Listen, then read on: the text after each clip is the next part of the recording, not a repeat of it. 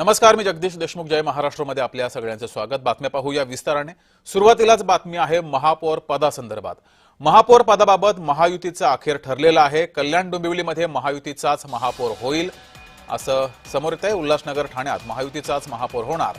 मुख्यमंत्री दावोस दौऱ्यावरून परतल्यानंतर अंतिम निर्णय घेऊ, भाजपा प्रदेश अध्यक्ष रवींद्र चव्हाण यांनी ही माहिती दिली आहे. कल्याण डोंबिवलीमध्ये सध्या एकनाथ शिंदे यांची शिवसेना आणि मनसे यांचा महापौर होणार का, तशा हालचाली सुरू झाल्यात. या सर्व पार्श्वभूमीवर रवींद्र चव्हाण यांचं हे वक्तव्य समोर आलंय.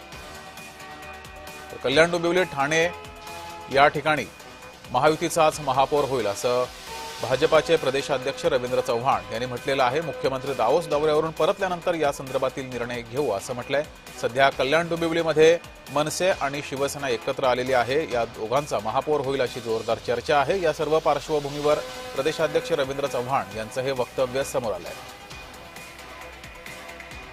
अधिक माहिती घेऊया. आपल्या प्रतिनिधी ज्योत्स्ना गंगणे आपल्यासोबत जोडलेले आहेत. ज्योत्स्ना, एकीकडे अनेक राजकीय पक्ष महापौर बनवण्यासाठी राजकीय समीकरणं जुळवत आहेत. त्या पार्श्वभूमीवर रवींद्र चव्हाण यांचं हे वक्तव्य समोर आलंय. या तीनही पालिकांमध्ये महायुतीचाच महापौर होईल असं हे वक्तव्य आहे. अगदी बरोबर आहे जगदीश. आपण बघतोय की महापौर पदावरून जे आहे महायुतीमध्ये सुद्धा अंतर्गत वाद असल्याचं पाहायला मिळते आणि त्याचमुळे रवींद्र चव्हाण यांचं हे वक्तव्य जे आहे ते फार महत्वाचं आहे.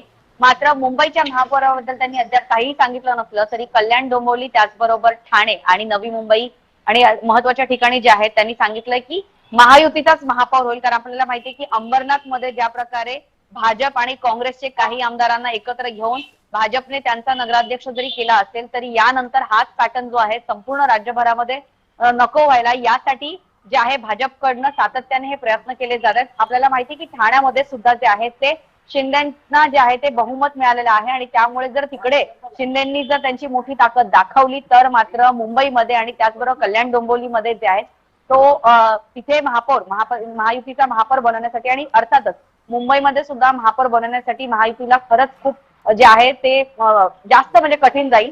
कारण असं आहे, कारण शिंदेची शिवसेना आणि भाजप जी आहे ती एकत्र लढली होती. मात्र त्यांच्यातला अंतर्गत वाद जो आहे तो सातत्याने समोर येत असल्यामुळे आणि त्यानंतर अंबरनाथ पॅटर्न जो ज्या प्रकारे राबवण्यात आला त्यानंतर महापौर पदासाठी महायुतीमध्ये चढाओढ असल्याने रवींद्र चव्हाण यांचं हे वक्तव्य जे आहे की कल्याण डोंबिवली आणि ठाण्यामध्ये जे आहे उल्हासनगरमध्ये जे आहे ते महायुतीचंच महापौर होईल, हे एक सूचक वक्तव्य आहे. मात्र ज्योत्स्ना, आधीच अजूनही महापौर पदासंदर्भातील आरक्षण समोर यायचं आहे. ते आरक्षण बाकी आहे. त्या अगोदरच या सर्व चर्चा सुरू झाल्यात.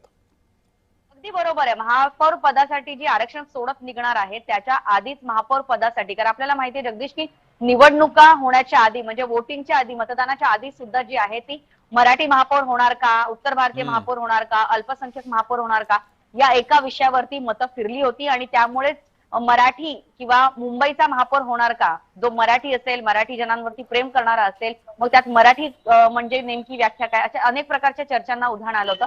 त्यामुळे मुंबई पासून ते अगदी ज्या 29 महानगरपालिकांच्या निवडणुका झाल्या त्यामध्ये मुंबई हे केंद्रस्थानावरती होतं आणि त्याचबरोबर मुंबई, ठाणे, कल्याण डोंबिवली, उल्हासनगर, नवी मुंबई अशा या ठिकाणी जे महापौर पदासाठी नेमकं कोणाचा चेहरा समोर केला जातोय, तर आपल्याला माहिती आहे की एकही चेहऱ्याचं जरी नाव नसलं तरी महापौर महायुतीचाच होईल असं सुद्धा म्हणण्यात येतं. त्यामुळे महापौर पदासाठी जी लागलेली चढाओढ आहे किंवा अंतर्गत वाद मिटवण्यासाठी रवींद्र चव्हाणांचं हे वक्तव्य फार महत्वाचं आहे. मात्र मुख्यमंत्री देवेंद्र फडणवीस दावोसवरून आल्यानंतर याच्यावरती अंतिम निर्णय मुख्यमंत्री दावोसवरून आल्यानंतरच या संदर्भातील अंतिम निर्णय होईल. ज्योत्स्ना, धन्यवाद दिलेल्या माहितीबद्दल.